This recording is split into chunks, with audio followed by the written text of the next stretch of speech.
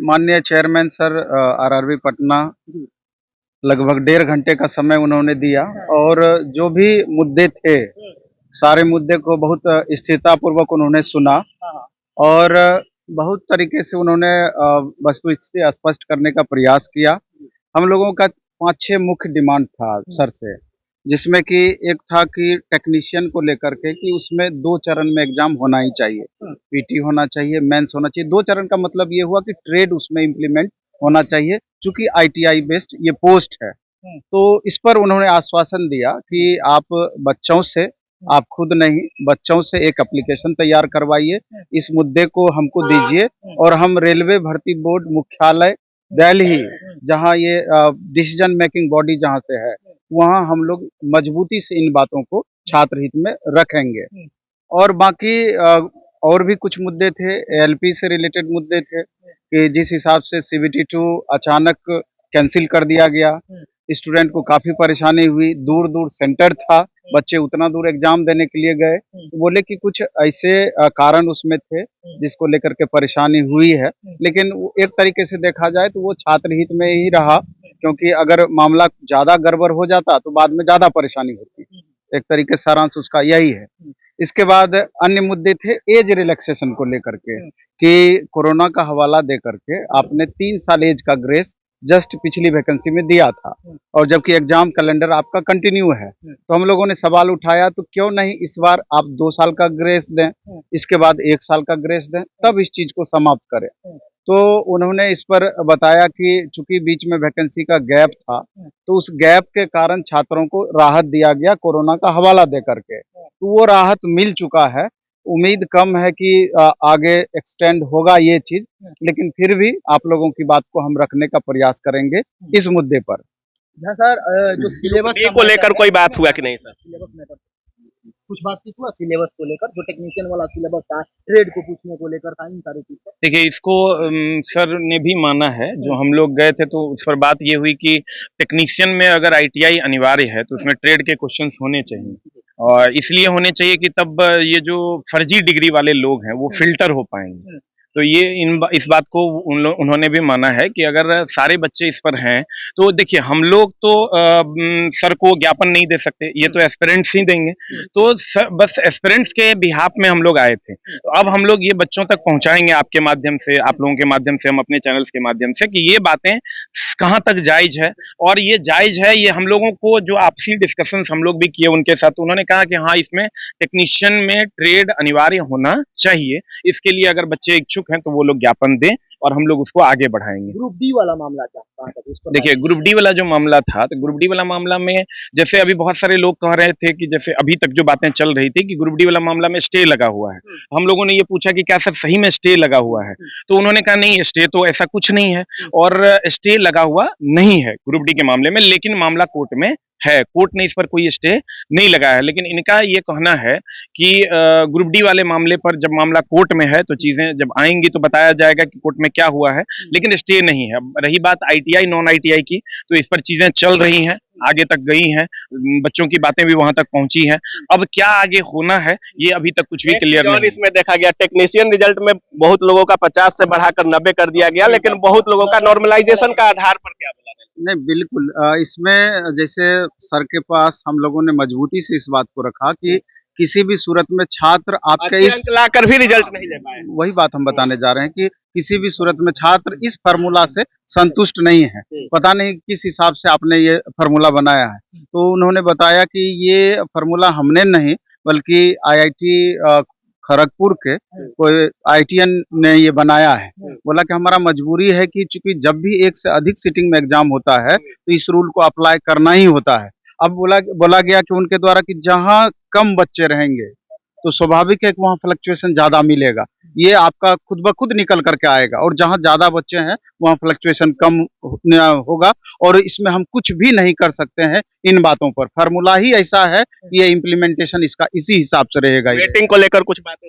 हाँ, वेटिंग को लेकर के उन्होंने स्पष्टतया कहा कि चूंकि इससे पहले हम लोग स्पष्ट रूप से 50% वेटिंग देते थे, लेकिन हम लोगों के लिए ये प्रॉब्लम हो गया कि वेटिंग देने का मतलब बच्चा समझने लगे कि हम लोगों का अधिकार बनता है कि हम लोग का वेटिंग क्यों नहीं कंफर्म किया जाएगा। लेकिन को समझने के लिए हम बता दें, आप अपने छात्रों को बताइए कि किसी भी सूरत में अगर जो भी सीटें खाली होती है आफ्टर वेरिफिकेशन, तो उसी समय दूसरे बच्चों को बुला करके उस सीट को भरा जाता है। आप देखिएगा कि इस बार भी होगा, अगले बार भी होगा, पॉइंट से जिनका मार्क्स कम है, 1 नंबर 2 नंबर का जिनका गैप है, पॉइंट 2 से जिसका है, हाँ, 0.5 और से जिनका जितनी भी सीटें उसमें वैकेंट होगी, तो निश्चित रूप से नीचे वाले बच्चों को बुला के पहली बार में और तब तक जब तक दूसरी वैकेंसी नहीं आ जाती है, अगर हम लोगों को जरूरत रहेगा पूरी सीटें हम भरेंगे, फिर खाली होगा, फिर हम भरते रहेंगे और दूसरा जब वैकेंसी आ जाएगा तभी जाके स्टॉप होगा। ये टेक्नीशियन के रिगार्डिंग ये सब पोस्ट के लिए, सब पोस्ट के लिए ये, हाँ बिल्कुल। लेकिन यहाँ ये- देखिए, यहाँ हाँ। संतुष्टि वाला बात नहीं, एक बात जो नहीं लग रहा है, जैसे ये तो अपना पक्ष ये लोग रखे हैं, या वहां भी सब लोग अपना पक्ष रखते हैं।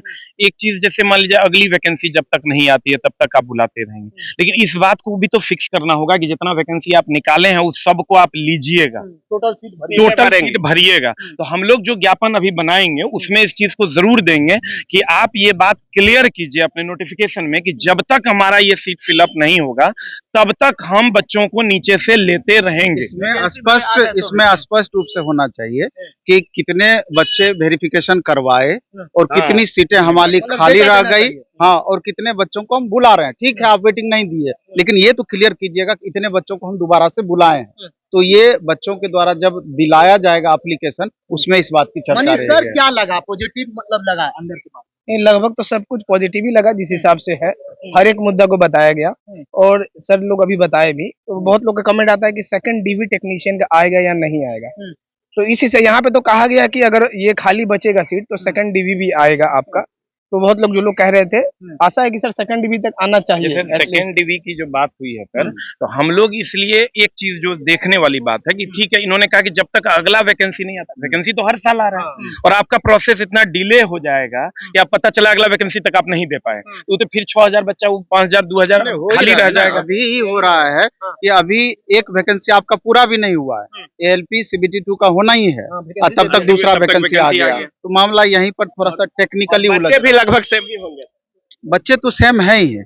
यहाँ पर हम लोगों का एक सवाल और रहा कि जो एग्जाम आप लेते हैं उसमें जो क्वेश्चन को इग्नोर आप करते हैं, जो क्वेश्चन गलत होता है, उस पर भी इनवैलिड क्वेश्चन, उस पर भी हम लोगों ने सवाल उठाया। तो उन्होंने कुछ उदाहरण देकर हम लोगों को समझाया कि हम वैसे क्वेश्चन को इनवैलिड करते हैं जहाँ की NCERT में स्पष्ट जवाब नहीं है, अब लगभग लिखा हुआ है, तो लगभग वाले, हाँ, अप्रोक्स वाला, तो वहां पर अगर अप्रोक्स हम लिखते तो वो प्रश्न सही होता, अगर अप्रोक्स हमने नहीं लिखा है वो इनवैलिड में चला जाएगा। तनिक भी और है SSC में अभी वेंडर चेंज हो रहा है और ALP के एग्जाम में भी देखा गया कि TCS में भारी गड़बड़ी हुई, बाद में एग्जामिनेशन को भी कैंसिल किया गया, दोबारा से रीशेड्यूल हुआ है सर।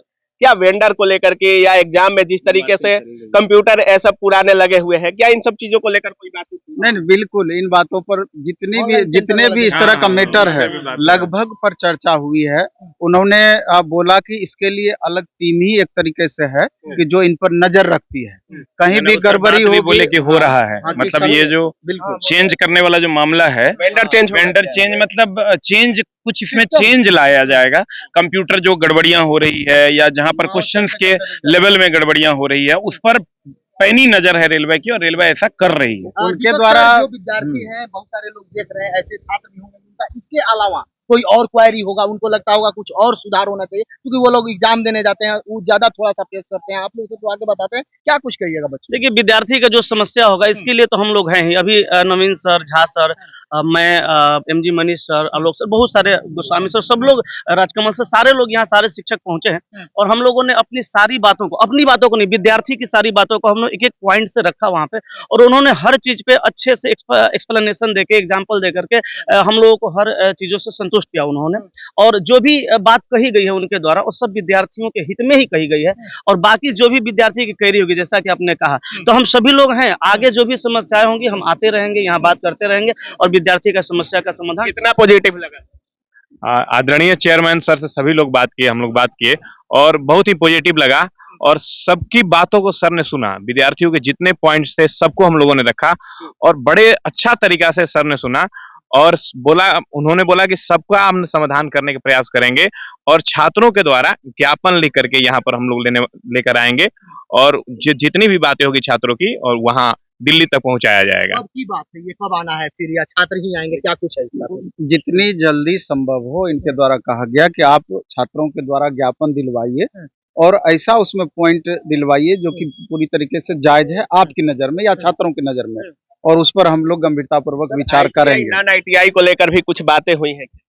हाँ बिल्कुल, उनका स्पष्ट कहना था इस मामले में कि आईटीआई और नॉन आईटीआई का नोटिस एक बार जरूर 2019 में दिया गया था, लेकिन एक भी भर्ती इसके आधार पर नहीं हुआ है फाइनल आईटीआई और नॉन आईटीआई को लेकर। तो उनके द्वारा कहा गया ये कि चूंकि 10th इसका क्वालिफिकेशन है तो और ये नॉन टेक पोस्ट ही इसको माना जाता है, इसको टेक्निकल पोस्ट नहीं माना जाता है, क्योंकि हम लोगों का उद्देश्य होता है कि हाँ ग्रुप डी की बात कर रहे हैं कि रेलवे के अनुसार वो बताए कि हमारा जो नॉन टेक पोस्ट, हाँ नॉन टेक पोस्ट है और हम लोग उसको फिर ट्रेंड करते हैं 1 साल 2 साल 3 साल जैसे ही बच्चे जॉब कर लेते हैं तब जाकर उनको हम मौका देते हैं डिपार्टमेंटल एग्जाम के थ्रू डायरेक्ट ऊपर भी बढ़ने का या प्रमोशन का। तो उस समय उनको टेक्निकल क्वेश्चन ही सॉल्व करने के लिए देते हैं, लेकिन पहली बहाली जब भी होती है तो चूंकि अभी अगर जैसे आप केस कीजिएगा, अगर हम आईटीआई बेस्ड ले लिए तो अगर नॉन टेक वाले बच्चे अगर केस कर दिए तो एक नजर में उनका सही हो जाएगा, केस में डिसीजन हो जाएगा, क्योंकि जितनी भी वैकेंसियां हैं सब हम लोग असिस्टेंट के रूप में लगाते हैं। कोई फीटर है डायरेक्ट नहीं करते हैं, कोई फीटर है या इलेक्ट्रिशियन पोस्ट पर है उसको असिस्ट करने के लिए ग्रुप डी को हम लगाते हैं। वो टेक्निकल पोस्ट हम लोग नहीं मानेंगे उस चीज को। तो एक बार गलती जरूर रेलवे से उस तरीके से हुई है, वो एक्सेप्ट किए हैं कि पहले नोटिस निकाल दिया गया, लेकिन बाद में जब इस चीज का रियलाइज हुआ कि मामला कोर्ट में जाकर के ये बदल ही जाएगा तो फिर बैक होकर के रेलवे इस तरह से इम्प्लीमेंटेशन किया। जब से ग्रुप डी की वैकेंसी आई है तब से लगातार छात्र मांग कर रहे हैं कि वैकेंसी इंक्रीज होनी चाहिए। आईटीआई नॉन आईटीआई तो बाद की बात है, क्या वैकेंसी इंक्रीज को लेकर के 6 साल की गैप रही है सर, आप भी कह रहे हैं, चेयरमैन सर को भी पता होगा, तो इसको लेकर के कुछ बात हुआ है वैकेंसी इंक्रीज? नहीं, उनके द्वारा चूंकि हम लोग तो इस बात को भी रखे हैं तो उनके द्वारा ये स्पष्ट रूप से कहा गया है कि चूंकि अब एग्जाम कैलेंडर के अकॉर्डिंग ही आपका वैकेंसी आ रहा है।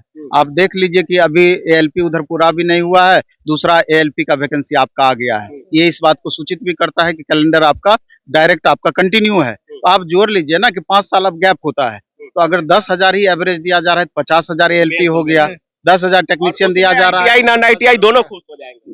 जी बिल्कुल, यही बात उनके द्वारा रखा गया है। एग्जाम अभी पेंडिंग है, जैसे एनटीपीसी को ले लें, इन सारे एग्जाम को ले लें, इस पर कुछ चर्चा हुई कि कैलेंडर को फुलफिल कर रहे हैं लेकिन पीछे वाला एग्जाम का ज्वाइनिंग भी नहीं हो रहा है, ना पीछे वाला एग्जाम कंडक्ट करा है, उसका क्या होगा? नहीं, इस पर भी चर्चा हम लोगं की हुई है। जब नोटिस निकले तो उसमें जो है डेट दे दिया जाए, एक एग्जाम का एक्सपेक्टेड मंथ डेट दे दिया जाए। हम लोगों ने ऐसा कहा तो उन लोगों का ये कहना है कि सर एक्सपेक्टेड आप ये समझिए कि पहले तो डिले हो गया, लेकिन अब जो एग्जाम आगे होना है उसमें 6 महीना के आसपास में एग्जाम करवा लिया जाएगा। ये विद्यार्थी माइंड मेकअप कर, हाँ विद्यार्थी खुद समझ जाए कि आज अगर हम वैकेंसी निकाल रहे हैं तो 6 महीने का गैप आपको जरूर मिलना है, और उनके द्वारा कहा गया। अगर हम नहीं भी चलिए, तो बाकी ये सारे शिक्षक थे और रेलवे भर्ती बोर्ड में आज टीचरों की चेयरमैन सर के साथ मीटिंग थी। बाकी अंदर क्या कुछ बातें हुई, सारी चीजों पर हमने सवाल किया और सारी चीजों का जवाब आप लोग सुन ही रहे होंगे। बाकी शिक्षक भी रेलवे के मुद्दा को लेकर के चेयरमैन के सर के साथ लगातार बातचीत किए और जो भी मुद्दा था सारा मुद्दा रखने का कोशिश किए। बाकी अब क्या कुछ सोच रहे इस पूरे वीडियो के बारे में अपनी राय कमेंट सेक्शन में जरूर रखिएगा। आप देख रहे थे काबिल न्यूज। जय हिंद।